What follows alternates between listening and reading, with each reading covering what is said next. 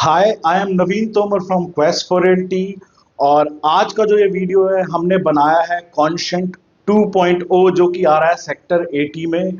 उसका हमने एक वीडियो अपलोड किया था आज से कुछ 15 दिन पहले, जिस पे आपने बहुत ही अच्छा रिस्पॉन्स दिया। I am really thankful to you for that. But उसके कारण बहुत सारे लोगों ने हमें क्वेश्चन भी किया, कॉल भी किया, तो कुछ कॉमन क्वेश्चंस ऐसे थे जो मुझे लगा कि वो क्वेश्चंस का आंसर हमें इस वीडियो फॉर्म के थ्रू भी, बहुत सारे ऐसे लोग जो फ्यूचर में भी ये सवाल पूछेंगे या जिनके मन में ये डाउट्स क्वेश्चंस हैं, उनको हम आंसर कर सकें, उसके लिए हमने ये वीडियो बनाया है। तो वीडियो के एंड तक जरूर बने रहिएगा if you are interested in this new launch, pre launch by Conscient group in sector 80। और अगर आप चैनल पे नए हैं तो चैनल को सब्सक्राइब करना ना भूलिएगा, बेल बटन को पुश करना ना भूलिएगा, ताकि आपके पास जो भी latest update about this project और एनी अपकमिंग प्रोजेक्ट्स या फिर रियल एस्टेट से जुड़ी छोटी बड़ी जो भी अपडेट्स हैं, उनके बारे में आपको लेटेस्ट इंफॉर्मेशन समय से पहुंचे।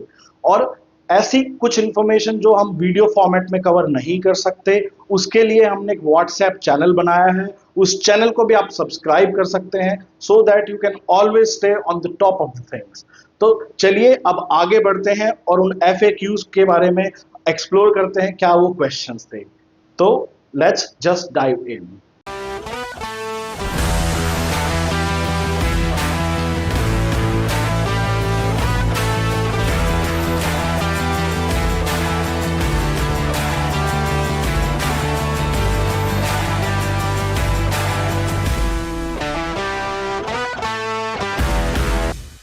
तो पहले क्वेश्चन पे जाने से पहले, मुझे नहीं पता आप पहली बार कॉन्सेंट के बारे में देख रहे हैं या फिर आप दूसरी बार हमारे वीडियो पे कॉन्सेंट के बारे में देख रहे हैं, हमारे चैनल पे देख रहे हैं, तो एक brief introduction about the project हम जरूर कर लेते हैं। कॉन्सेंट जो है वो अपना एक नया प्रोजेक्ट लेके आ रहा है सेक्टर 80 में। ये तकरीबन 5.5 एकड़ की लैंड है, जिसके अंदर ये सिर्फ 4 टावर लेके आ रहे हैं, ABCD। तो इन 4 टावर में तकरीबन 450 अपार्टमेंट होंगे, 425 से 450 के बीच में। और 3 BHK और 4 BHK होगा। 3 BHK की 3 टावर है, 4 BHK की 1 टावर है। जो साइज है वो तकरीबन 1955 स्क्वायर फीट से लेके 2000 स्क्वायर फीट तक का 3 BHK होगा। 2355 स्क्वायर फीट से लेके 2455 स्क्वायर फीट के बीच में इसका 3 BHK प्लस स्टडी होगा। एक्चुअली एक C टावर है इनकी, उसके अंदर एक यूनिट है जो कि रैप अराउंड बैल्कनी की, उसी के कारण जो है वो 2455 वाला साइज आएगा, अदरवाइज 2355 के आसपास का साइज आएगा, 2345 से 2365 स्क्वायर फीट के बीच में। तो ये तो जो थी साइज की बात थी। उसके बाद में जो नेक्स्ट चीज आती है वो टावर्स की हाइट है। तो 24 फ्लोर से लेके 34 फ्लोर के बीच में इसकी हाइट रहेगी इन टोटल। और इसके अंदर जो है एक लगून स्टाइल में ओपन और ग्रीन एरिया होगा, और एक वॉकिंग डेक होगा जो कि सभी टावर्स को और क्लब हाउस को आपस में कनेक्ट करेगा। और एक ये एफएक्यूज का ही हिस्सा था कि क्या इसमें भी कॉन्शेंट एलिवेट की तरह बेसमेंट में लॉबी होगी। Yes, this is going to be the same concept जैसा कॉन्शेंट एलिवेट के अंदर है, जहां पे आपको बेसमेंट में लोअर ग्राउंड फ्लोर पे लॉबी होगी और ग्राउंड फ्लोर पे जीरो वेहिकुलर मूवमेंट होगी। जीरो मतलब कंप्लीटली जीरो। कई बार क्या होता है, पेरीफेरी पे जो है वॉक ये ड्राइव होती है, लेकिन यहाँ पे वो वाला कॉन्सेप्ट नहीं होगा। इसमें जीरो व्हीकुलर मूवमेंट होगी, same like elevate. Almost elevate जैसे साइज है और एलिवेट जैसा ही कॉन्सेप्ट है इसका। बस जो लैंडस्केपिंग है वो थोड़ी सी डिफरेंट है, और आर्किटेक्चर जो है वो थोड़ा सिंगापोरियन और ग्रीक आर्किटेक्चर का मिक्स है। और इसके अंदर जो है आपका वर्टिकल गार्डन्स भी होंगे, वो भी टावर्स पे। यस, टावर्स पे वर्टिकल गार्डन्स होंगे। 50,000 स्क्वायर फीट के आसपास का इसके अंदर क्लब हाउस होगा। तो पहला एफएक्यू का सबसे पहला क्वेश्चन जो था वो ये था कि क्या ये प्रोजेक्ट भी हाइंस के साथ कोलैबोरेशन में आ रहा है। तो इसका आंसर है no, this project is not in with collaboration with Hines. अब अगला सवाल था कि अगर नहीं आ रहा है तो क्यों नहीं आ रहा है। उसके पीछे बहुत सिंपल रीजन है कि अगर आप एलिवेट की भी बात करें, जो कॉन्शेंट हाइंस एलिवेट था, उसमें हाइंस जो था वो सिर्फ और सिर्फ इन्वेस्टमेंट पार्टनर था, उनका डेवलपमेंट से कोई कनेक्शन नहीं था। तो सारी डेवलपमेंट, डिजाइनिंग, सब कुछ कॉन्शेंट की ही थी। But this time they didn't need the investment funds from anybody, they had sufficient funds, तो उनको वहां पार्टनर बनाना भी नहीं था उनको। तो इसीलिए ये एक पहला रीजन है। दूसरी चीज, अगर हाइंस आ भी जाता साथ में, तो इस प्रोडक्ट का प्राइस जो अभी है, जो कि हम एक्सप्लोर करेंगे एंड में भी, तो वो प्राइस जो है कहीं ना कहीं 2 से 3 हजार रुपए स्क्वायर फीट महंगा हो जाता है, जस्ट बिकॉज हाइंस का एक ब्रांड नेम एसोसिएट हो जाता है उसके साथ में।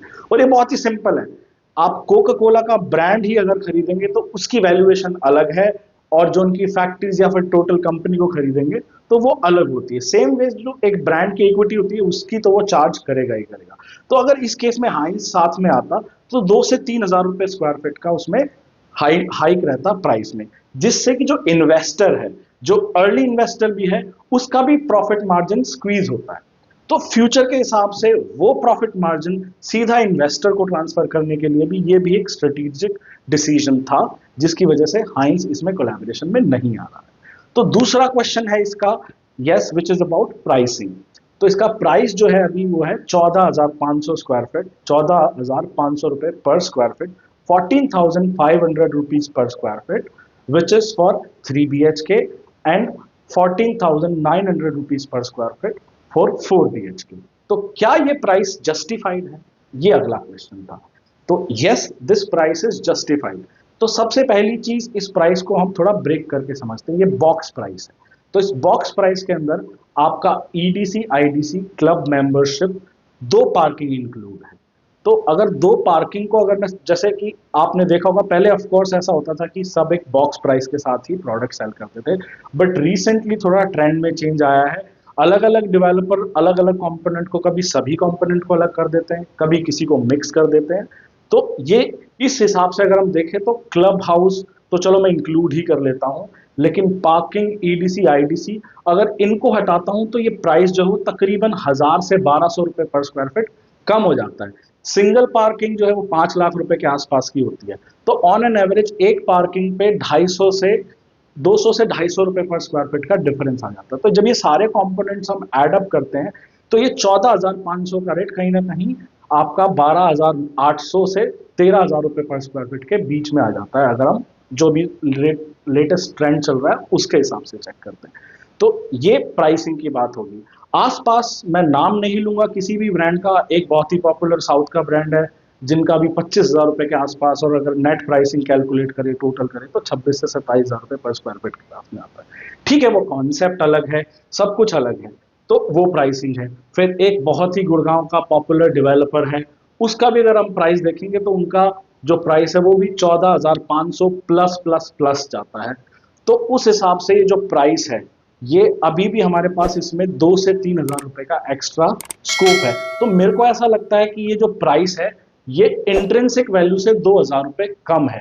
सो you got that scope of improvement in next 6 months to 12 month. तो मेरे को ऐसा लगता है कि जैसे मैंने काफी इन्वेस्टर से बात की, कुछ लोग शॉर्ट टर्म ट्रेडिंग भी करते हैं, कुछ लोग लॉन्ग टर्म ट्रेडिंग भी करते हैं। तो अगर हम शॉर्ट टर्म ट्रेडिंग की बात करें तो इसमें आपको 1,12,00,000 रुपए से लेके तकरीबन 1.5 करोड़ रुपए के बीच में 30% जो कि पेमेंट है इसकी, पेमेंट प्लान के हिसाब से वो अगले 18 महीने में देनी है।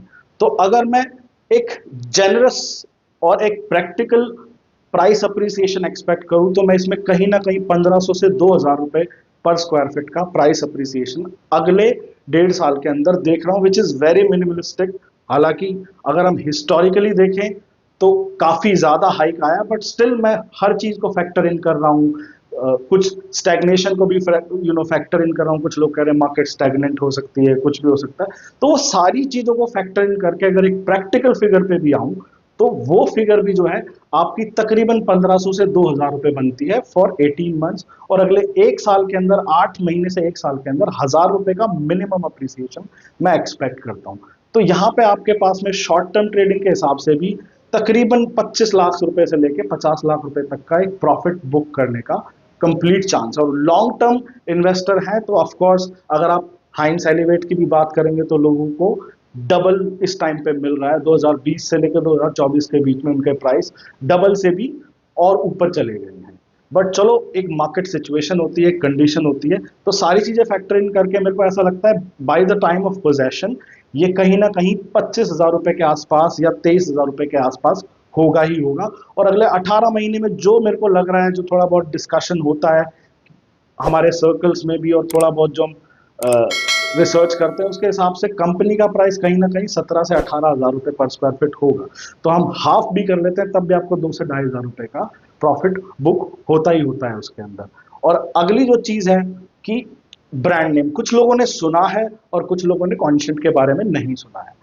तो हम कॉन्शेंट की वेबसाइट का लिंक भी जो है डिस्क्रिप्शन में डाल देंगे, वहां पे भी काफी कुछ डिटेल में उसमें लिखा हुआ है, आप समझ सकते हैं। बट ओवरऑल 30+ प्रोजेक्ट्स हैं गुड़गांव में, इनके 5 के आसपास प्रोजेक्ट्स हैं टोटल।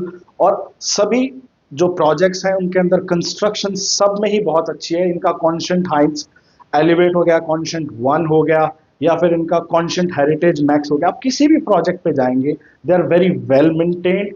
और वो आज तक भी बहुत ही स्पिक एंड स्पैन कंडीशन में है। कोई कोई कंस्ट्रक्शन रिलेटेड कोई कोई भी इशू नहीं है इस टाइप का। तो ये तो थी कंस्ट्रक्शन की बात। और एक जब एक लाइटली मोड पे मैं ये भी बोलता हूँ कि कॉन्शेंट जो ग्रुप है एज ए ग्रुप, वो जैसे बॉलीवुड में आयुष्मान खुराना है, तो कॉन्शेंट को भी आप सिमिलरली अगर उसका पर्सोनिफिकेशन करते हैं एज अ ब्रांड, तो आप उसको आयुष्मान खुराना समझ सकते हैं कि छोटे प्रोजेक्ट करते हैं और उनको बहुत अच्छे से मेंटेन करते हैं और प्रॉपर प्रोजेक्ट होते हैं, अच्छे प्रोजेक्ट होते हैं। अब अगला क्वेश्चन था कंस्ट्रक्शन एजेंसी का। तो कंस्ट्रक्शन एजेंसी, क्योंकि हाइंस एलिवेट में टाटा थी, तो अभी तक कंस्ट्रक्शन एजेंसी की कोई भी कॉन्फर्मेशन नहीं मिल पाई है। मार्केट सोर्स से भी, हमारे इंटेलिजेंस से सोर्सेस से भी कोई इस तरीके की इंफॉर्मेशन नहीं मिल पाई है। बट कहीं ना कहीं टाटा या उसके बराबर का ही इस बार भी जो है वो एक कंस्ट्रक्शन पार्टनर या एजेंसी लेके आए। उसके बाद में एक नेक्स्ट जो क्वेश्चन था वो था रोड विड्थ के बारे में, कि जो इसके सामने जो रोड बन रहा है उसकी रोड की विड्थ क्या 60 मीटर है या 70 मीटर है। तो HSIDC ने पीछे न्यूज में भी आया था कि इसको 60 मीटर की बजाय 70 मीटर करेंगे। बट अभी तक कोई मास्टर प्लान में कोई ऑफिशियल चेंज नहीं दिखता। बट जैसा समझ में आ रहा है, क्योंकि बहुत सारे ऐसे रोड्स थे जिनकी विड्थ बाद में चेंज हुई है और ऐसे होती रहती है, तो मेरे को ऐसा एक्सपेक्टेशन है कि इस रोड को भी 70 मीटर का रोड कर देंगे, जैसा कि रोड के उस पार जो DLF अल्टीमा, बेस्ट है, ग्रैंड स्पा और उसके साथ में जो रोड जाता है, उनके सामने से जो रोड जाता है, उतनी ही इसकी विड्थ हो जाएगी।